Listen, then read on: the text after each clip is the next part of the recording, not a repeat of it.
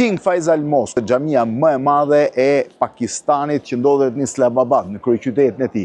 Është një xhami e ndërtuar në vitin 1980 duke qenë xhamia më e madhe e botës në atë kohë, ndërsa sot është e 6-ta në botë, ndërtuar me mermer të bardhë, me 4 minare 93 metra të larta, me një formë atipike, nuk ka një kupol klasike, po ka formën e një çadre beduine arabe. Është dhuratë e mbretit Faisal të Arabisë Saudite për Pakistanin dhe është absolutisht një nga ndërtimet më të rëndësishme të arkitekturës moderne islamike. E ndërtuar nga një arkitekt turk i cili u përzgjodh në një konkurs ndërkombëtar, ajo mori më shumë se 10 vjet për të mbaruar. Ka rreth 100.000 veta që mund të qëndrojnë brenda, rreth 300.000 veta falen çdo ditë në të, dhe është monumenti më i rëndësishëm i Islamabadit dhe një prej monumenteve identifikues më të rëndësishëm të gjithë Pakistanit.